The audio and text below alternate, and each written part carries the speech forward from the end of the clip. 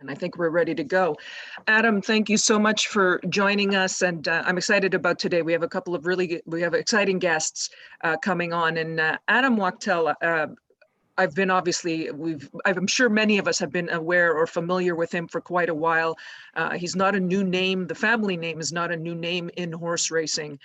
Certainly have had such nice horses. Couple of champions last year, Channel Maker, he was the turf champion in 2020. Vequist won the Breeders' Cup. She was a champion, a juvenile champion filly. Again, there's a whole slew of stakes winners prior to that.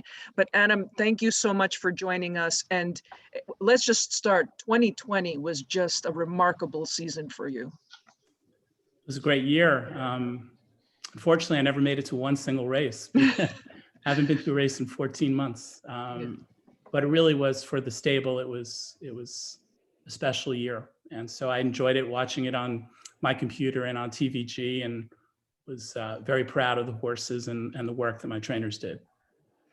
Now, let's start with Channel Maker, because he's the type of horse that obviously he had a good year, won grade ones, like he really had a really solid year for him. But did you think halfway through the season, or maybe even into the fall, did you think that he was going to end up with a title, with a championship? Well, I mean, I knew that he was still a great horse, even though the first part of the year things didn't go well. He typically hasn't had a good start to the year. He's done most of his good work over the summer and during the fall, sometimes late spring. But we knew he was still doing well. I mean, I trust Bill Mott when he tells me the horse is thriving and he's as good as he ever was. So we just needed to get a little bit lucky and get him back on track and into the winner's circle. And things, started to go our way. And he really ended with a bang. I'd say the last 3 races, the 2 grade 1 wins. And then his effort in the Breeders' Cup, really, that made me super proud. That was really quite something. It took 2 really special European fillies to run him down, and he was clearly the best of the North American horses. And not to be overlooked, the fact that those fillies both were had a big weight advantage, from Channel Maker. I guess it was probably 5 pounds each. I don't have the chart in front of me, but and that, by the way, I don't know if you saw, he just ran 2 days ago in Saudi Arabia, and another filly, he was second in the big stake there, and another filly that got 5 pounds ran him down. So he's just a neat horse. He's been great since he's a 2-year-old, and we've tried to do the right thing by him by spreading out his races, which is a big part of my philosophy and on what you do with horses. You treat them right, and you run them at the right times, and take care of them, and they'll reward you, and he has. He certainly has. And you're right, in Dubai, it's funny because, big thing with, and this is a discussion, a very hot button discussion with many of the turf riders. We talk about a lot of times, or there have been times in the past when European horses come over, they're tremendous in Europe, they come to the United States, they win the Breeders' Cup Turf or the Mile, and they earn the championship. And I'm like really hardcore the other way. I feel like you should, I believe that the way the Canadian system is with the sovereign awards, that you have to run 3 times in Canada. And I wish it was like that in the United States, to be honest, but I'm glad it was an American horse who won the championship. He deserved it. I thank you. I agree. And I agree with you. I don't think it's right to have a horse come to the United States, run once, and then take home an Eclipse Award. So whether it was Channel Maker or another horse, I'm glad it was a North American based horse. And I do believe he really earned it. I would have been disappointed for him and my partners and all the connections if he hadn't gotten it. And I felt the same way about Vequist. I felt she really earned her Eclipse Award, and I was proud of that. Well, speaking of Vequist, what did you see was the progression for her in 2020? What did you start by thinking, like coming into 2020, what were you thinking, and how did the season go for you? Well, we identified her off of her maiden race, where she actually was second in a maiden race at Parks over the summer. And the way that I've always bought horses, I'm 58 now, and I've bought my first horse when I was 18, with my dad. So I've been doing this a long time, and always have, not always, but the vast majority of, oops, I think I disappeared on you. No, Okay. I think I can see you and hear you. I Okay, there think you you're go. still Okay, okay. Yeah. sorry. So the vast majority of horses that I've purchased over the years have been off of sheet figures. So how fast a horse runs. And, some people look at buyer numbers, I look at Ragusan numbers. And her first number made her the second fastest 2-year-old filly in North America, behind a horse that she wound up tangling with a couple of times after that, day out of the office. So I was very encouraged by that first effort, and spoke to my main partner, Gary Barber, about we should pursue this horse. Led to a negotiation, led to the idea of leaving her with her trainer, Butch Reed, who, I did my homework on him. I didn't know Butch, but he came highly recommended. And so we created a little partnership there. And I told Butch, when we were able to finalize the deal, that you're going to think I'm crazy, but I wouldn't run her in a maiden race. I think she's, special and fast, and let's point her to Saratoga to a stake race. And we did. And she of course, she destroyed the field that day and kind of set her on her path towards the Breeders' Cup. And, things obviously worked out nicely for us. And now, we get an update on her. What is she doing right now? What are we planning with her? And where do we think she's going to go from here? So, after the Breeders' Cup, we knew win or lose in that race, we would give her a little time afterwards and, point towards the Kentucky Oaks. And when she ran so well in the Breeders' Cup, that seemed like a logical thing to do. So then we kind of wanted to work backwards from the Oaks and decided that maybe we would give her 2 races. Hopefully she'd be healthy enough and fit and everything would go well. And so we kind of picked the Devona Dale, which is coming up this weekend at Gulfstream. Butch decided to locate down in Florida for the winter. And I think she had a lot to do with his decision to do that, because he's basically a Philadelphia-based trainer. So we sent her down to Ocala to get a little rest and started her back up there. And then she went to South Florida to Butch, and she's been training ever since. And things have gone well. And so we'll get her started, this Saturday. It's a 1-turn mile. We're cutting her back in distance.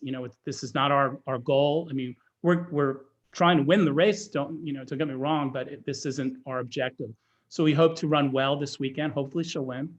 I'm sure there'll be some good fillies in the race. And then from there, probably go back to Keeneland, where she won the Breeders' Cup, prep there, and then hopefully go from there to the Kentucky Oaks if things go well and she stays sound. So that's kind of the plan. Okay.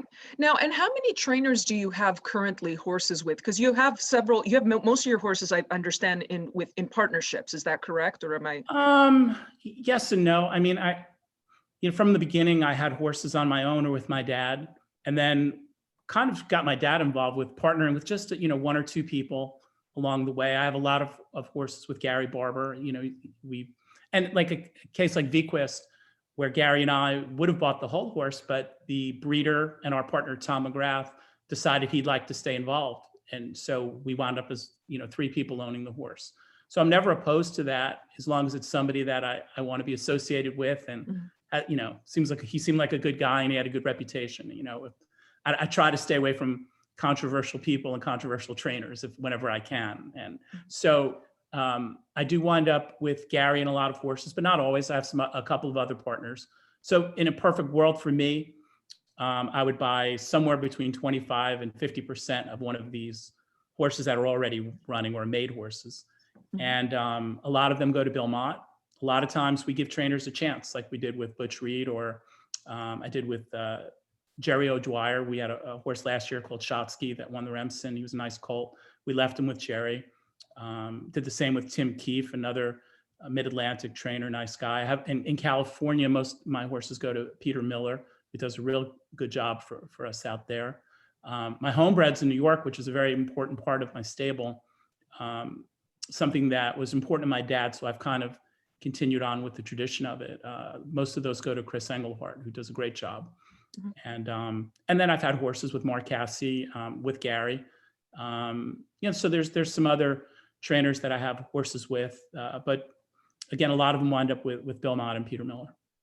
Okay. Now you mentioned your dad a few times now. If you could just go back and just give us a little bit of background, how you got involved and how important your father was as a figure in terms of getting you into racing. Yeah, he introduced me to the sport when I was probably 7 or 8 years old. he actually took me to Monticello. We went to the Trotters. I have a winner's circle picture from that day. I'm not sharing that. But and that from there, he always said to me that if he ever had the money, he'd buy a racehorse. And then I guess it was the early 1970s. So I was probably 10, 11 years old. He got his first racehorse, and with a trainer that named Howie Tesher, who doesn't train anymore. And he was our first trainer for a long time.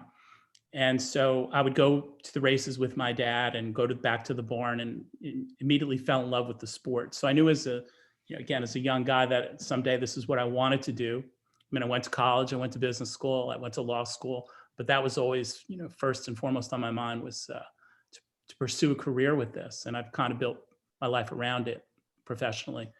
And my dad was there every step of the way. He passed away some years ago, and there was a time probably 15, 20 years ago where I took over the stable, but he would still come with me. And Saratoga in particular was always a very special place for my family.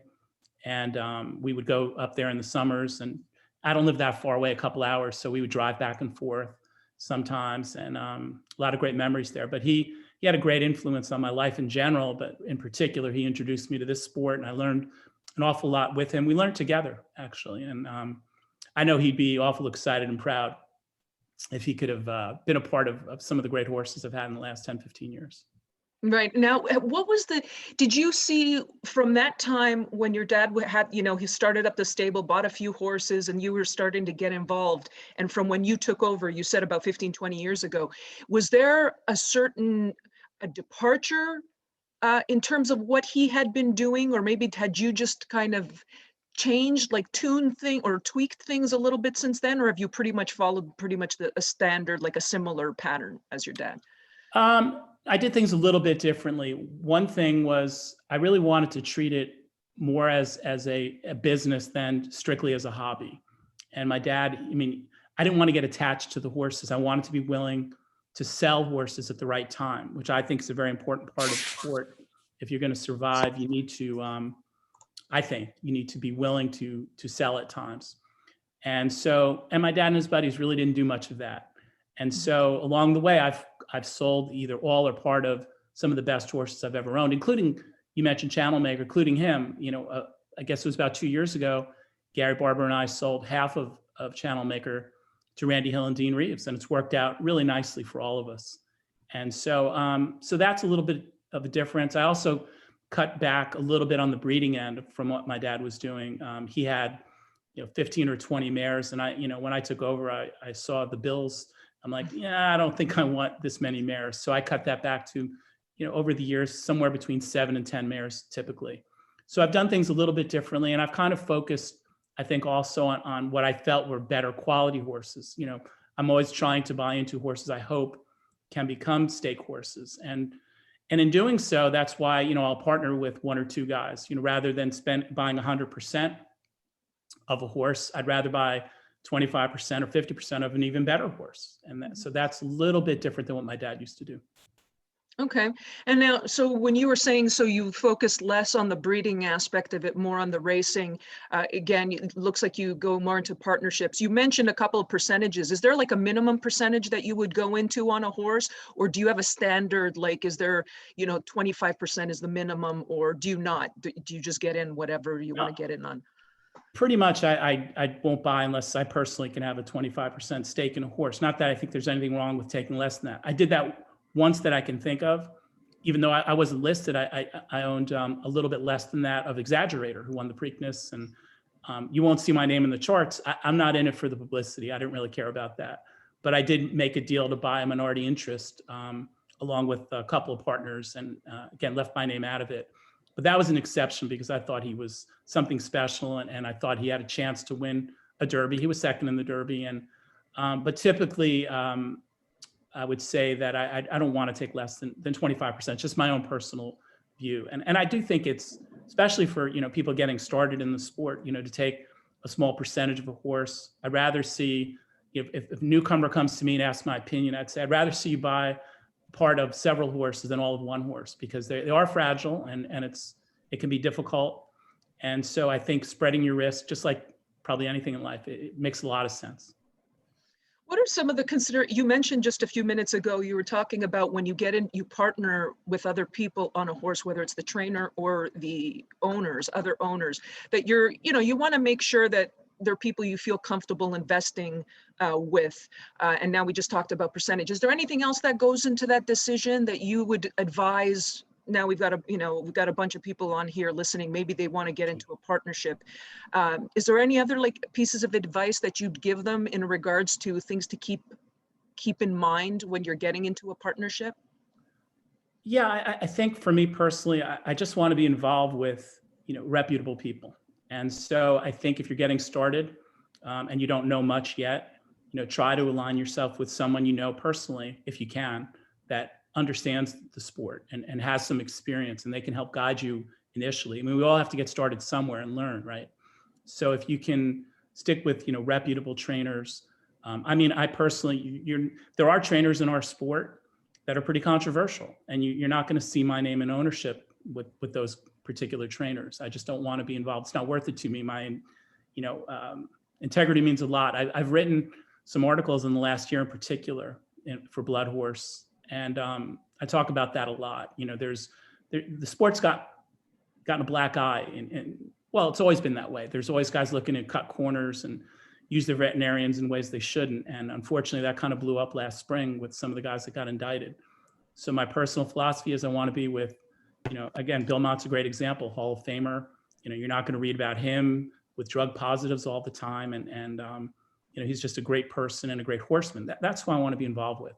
The guys that are controversial, I'm staying away. So my suggestion is find reputable people to be involved with, people that you trust. I mean, there are, partnerships, somebody's got to run it, and somebody's got to make decisions. And when there's dollars and cents involved, you got to be a little bit concerned sometimes. So try to be around good people that aren't trying to make an arm and a leg. I think what your racing club is doing is wonderful. You're not looking to bring people in the sport, take their money, make money off of them. It was explained to me today, because I didn't know that much about it, that whatever leftover proceeds you have go to rescue organizations. I think that's great. And it gives your members an opportunity to get an introduction into this great sport.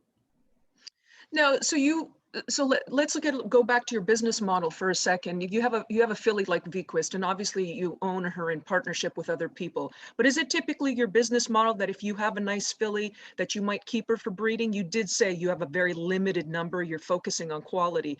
Or is if it's a filly of that caliber, that's a grade 1 filly, she's a champion, is she one of those horses that at the end of the year or at the end of her career, you might consider selling her, in terms of, just to keep your stable, in the black? Yeah, no, she'll likely get sold at some point. Hopefully she'll have a grade 3-year-old year, and I hope that she'll be able to win more grade 1s. And, as a champion by a hot young sire, she's already got, really great residual value. So whether she'll get sold, this November at a sale or a year later, she's not one I would likely wind up keeping. There's possibility. I mentioned that I've sold part or all of most of the great horses I've ever owned. So could there be a situation where, one of the big players in the sport might approach us and say they want to, they're willing to buy her from us, and we could stay in for a small piece, and then maybe she gets bred and we keep the babies? That's possible. The more likely scenario is that ultimately we would sell her, but I can't say for sure, but that would be most likely. And the mares that you do keep, in terms of the stallions that you select for them to be bred to, are there particular stallions that you're fond of? Is there one stallion or maybe a group of stallions that you tend to are your go-to, or does it just really depend on the mare? Well, that's interesting. It kind of brings me back to the question you asked about my dad and how he got me involved. And so what he did, this is late 1970s, I guess, he retired one of his good colts and made a stallion out of him. Ever since then, we've always owned, or I've, myself or prior with my dad, a stallion in New York. So I've always had my own stallion to breed to. Right now it's Al Khali, who was a really super turf horse that Bill Mott trained for me. And I pretty much just breed them to my own mares, and, we get some outside interest, but I don't know how to promote a stallion. If there's anybody on this call that does, give me a call. But it wasn't really the intent. It wasn't to make a commercial stallion out of him. It was, I loved the horse. He had great pedigree. He was great looking. And so I don't like to pay big stud fees. It allows me to breed to my own stallion. We've done that 4 or 5 times in my life, where I've owned stallions. Now I also, in a different sense, one of the stallions that I own part of is Tourist, who we won a Breeders' Cup with, and he stands at WinStar, and I retained an interest in him. So I bought mares specifically to breed to him that are in Kentucky now. But typically I do not breed my mares to outside stallions unless there's a compelling reason. Like if I kept Vequist, I probably would select a top stallion to breed her to, and we would do, and I've done that on occasion, and it, in the end, usually sold the mares, whether in full at some point. Now, you had mentioned the New York program in terms of the breeding, the racing program, or the racing in New York. Tell me a little bit about that, your focus, and what you think about the program and how you try to capitalize on it. I think it's a great program, the New York Breeding Program, the Breeders' Awards that they have, the Stallion Awards. It's always been something that, it's been incorporated into everything that we've done, again, starting with my dad, and I've continued on with that. So I've always tried to find mares that, they're not the fanciest mares that I have. They're not the best ones that are, here in New York for me, but they're usually ones that were sound and that I hope would throw off, sound runners so that I can stay involved with the New York breeding program. So I do think it's probably the best breeding program in the country. Pennsylvania's got a good program too. And I have a couple of California breds that have worked out nicely as well. These state programs can really provide great incentives. And so I'm a big believer in them, and I've always tried to support the New York program. If anybody has a question, I see everybody's pretty much on here right now. If anybody has a question, please feel free to open up your mic and ask Adam. Oh, I see Aaron. Hi. Hi. Aaron, go ahead.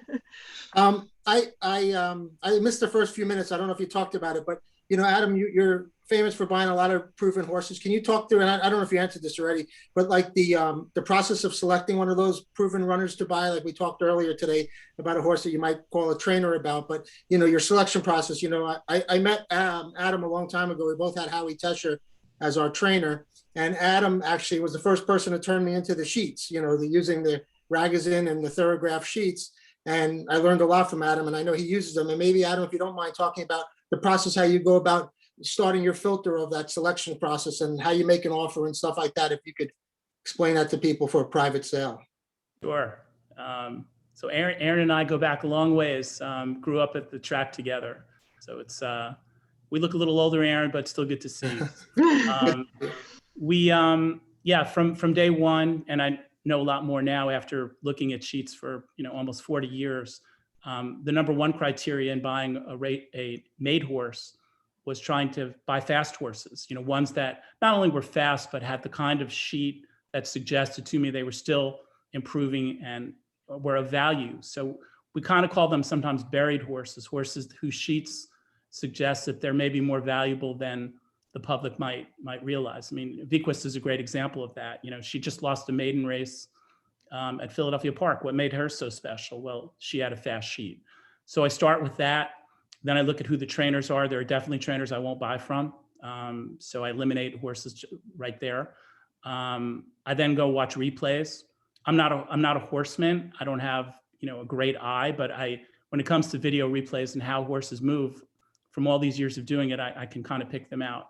But when it comes down to confirmation or, I'm okay, but I don't trust myself there. So that's when I involve trainers and veterinarians and sometimes some independent agents. So if I get from how fast a horse is to whether I like them, and then look at their pedigree, and it doesn't have to be that there's a pedigree full of champions. It could be a pedigree there's 7 horses under the dam. None of them are stake winners, but they run from the time they're 2 to they're 10, and that suggests to me that they're sound. These are all factors that are important to me. And then ultimately, can we make a deal? Some owners just fall in love with their horses and don't want to sell. So I usually strike out. So I have to try a lot. And then we get down to a vetting process, and half of them fail that. So it's not so easy to come up with them. But if I get through all those steps and I'm able to make a deal and the vets say, okay, then I know I have a chance. I mean, I've kind of eliminated, some of my partners and friends love to buy yearlings. well, I don't know if they're ever going to run. You know, I'm buying a horse that's already made it through all those steps, made it to the races, is fast enough to catch my attention, and passed all those other tests that I just mentioned. I probably have a decent chance that I'm going to win some races. I can't help injury.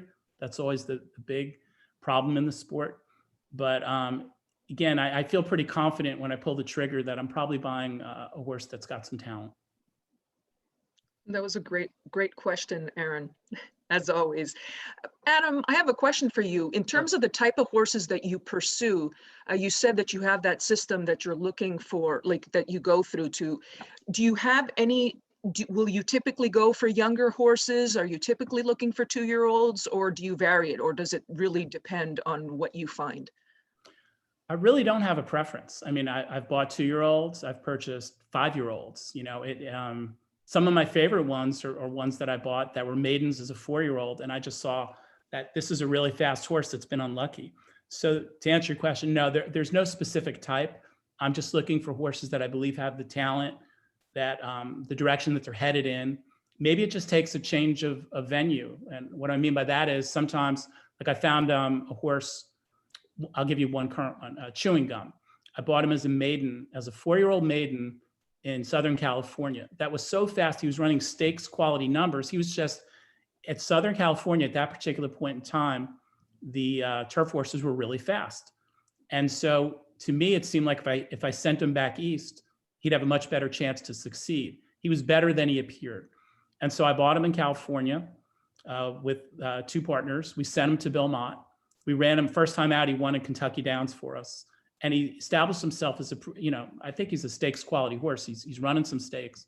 And so he was a, horse that probably most people wouldn't have looked at, but based on being in the wrong location, but fast enough, I realized I could move him to a different location and probably have a chance to win some races. And that's what happened. Okay. Does anybody else have a question for Adam? You guys can unmute yourself and jump in. Everybody's very attentive. Everybody's very attentive and listening. Oh, I think somebody opened up their mic. Hi there. Hi, Christina. It's Shane. Hi, Shane. Shane, I'm on the phone. Hi. So I have a question. I know Adam mentioned the integrity of horse racing a lot as far as the trainer. What's your view on the Horse Racing Integrity and Safety Act? I think it's a wonderful thing. One of the articles I wrote was patting on the back those that got behind it. I think that there's been a great need in the sport for a national body to monitor it and make sure that we're all on an even playing field. The fact that there are different medication rules in all the different states never made any sense to me. And the reality is, and Aaron, you know this as well, that over the years, there's always been guys that have cheated. Many of them have gotten caught and run out of the sport. But it would be easier to, I think, to kind of get a hold of what's going on and kind of keep an eye on them if we had one set of rules and one body that could monitor things. And so I think that was a very important step in the right direction, and I'm a big fan of it. Great question. Thank you, Shane. Shane, do you have another question? Are you still there? I don't. So okay. I'm good. Thanks for the answer. Thank you. Thanks. What now? How did 2020? Obviously, it impacted people in so many different ways with COVID. And you mentioned that you haven't been to the track in over a year, which is obviously very disappointing, not only for folks who own horses. You had Breeders' Cup, you had a Breeders' Cup winner, you had a champion or 2 champions. But how did it affect your actual stable, your business, or did it affect your business in terms of maybe you did a few things differently because of COVID? Honestly, it really didn't have a great impact on me. It wound up being a great year. There was some time in the spring where there was no racing. So I guess, yes, for a short period of time, it was a little frustrating not knowing what was going to happen next and where to send our horses, what to do with them. We sent some from the racetrack to the training centers, like to Fair Hill, for example. And so there was some uncertainty. But once, the industry did a fantastic job as a whole of keeping racing going. And so for the most part, yes, purses did suffer a little. There's no doubt. I think we're starting to get back to normal. New York purses in particular, are great. So there was definitely some downside, but my stable had a good year, and it didn't impact any of my decision making. I was still able to go out and find some talent and make some deals and continue on business as usual. But it certainly was, we had horses in Dubai ready to run. We had 4 of them, and they canceled the day before the races. And now we had to figure out how do we get our horses and the trainers back, the assistant trainers back. So there definitely was some, serious concern that took place during the year. But all in all, I think we all worked through it together as an industry, and I think it wound up fine. And again, for my stable, it worked out to be a great year. Mm-hmm. And in addition to it, now looking forward, obviously we've got Bequist to look forward to this weekend in the Devona Dale. We have Channel Maker. Is Channel Maker still going to be running this year? Is he going to run into? Yeah, well, again, he just ran 2 days ago in Saudi Right. Arabia, and next up, he's in Dubai already. So he's going to run. There's a big race there for him at the end of next month. So he'll point to that, and our hope is, he loves Saratoga, is to get him back. We'll see how much rest he needs when he returns from Dubai. Maybe get to run him once at Belmont before they head to Saratoga, and pointing back to the Breeders' Cup. Hopefully the old guy is still on top of his game. So really looking forward to that. Obviously, Bequist coming up is we're excited about that as well. So hoping for another great year. Yeah, and now besides the big 2, is there anything else? Are there any other horses that are might be under the radar right now, but you're expecting good things from them? I actually think I mentioned Chewing Gum. I don't know that he's going to be that level, but I think he won't surprise me. He was just getting a little freshening. There was nothing wrong with him. He just, he'd had a long campaign and hadn't had any rest, and so Mr. Mott turned him out. He's in Ocala right now, just starting up again. I think he's kind of an interesting horse, and I hope that he can win a stake race for us. Shotsky is a horse I mentioned, who we sent. He was one of the ones in Dubai, who would have been probably the favorite in the UAE Derby. Came back. He had 1 race off the layoff so far. It was terrible at Aqueduct. He just got real tired, and he's supposed to run this week. I mean, he was a great 3-year-old. He was a legitimate Derby kind of horse a year ago, and I'm hoping we'll see some of that from him. We ran a horse this weekend, Neat Supervision, in the Barbara Fritchie. She finished 4th, got beat half a length for 3rd. And I would say that I thought she'd been eased. She was so wide that coming around the turn that she disappeared off the screen. And I'm like, oh no, what happened to her? And then they crossed the finish line, and here she is. I mean, basically the jockey went into the grandstand with her. She's got some talent. I like her. And there's some others too. I mean, we just had a new horse we bought that ran. We bought her last week, and she ran at Golden Gate the other day. And she won for us first time out. Just a 3-year-old filly that ran for the 2nd time. And so, we're always looking. I'm hoping to find another Bequist. They're not so easy to find, or another Channel Maker. But I will. I look every day, do my homework, and that's one thing. You got to be a little bit dedicated, and I am. Great. Thank you. Does anybody else have a question before we let Adam go? I think we're good. Adam, thank you so much for coming on. This has really been, hold on a second. I think Aaron just came on. No, Aaron? I was saying, I wanted to say goodbye when he was getting on. Okay. Good to see you, Aaron. Good to see you, Adam. Be well. Too. Yeah, and thank you, Adam. It's been very informative, and just a lot of great horses. And you honestly, every time I turn around, it seems to be that I see your name. Your name is one of the owners on these horses. But thank you so much, and good luck this weekend with Bequist in the Devona Dale. Thank you. Appreciate it. Thanks for having me. Thank you, Adam. Take care. Okay, so we're going to switch gears. That was Adam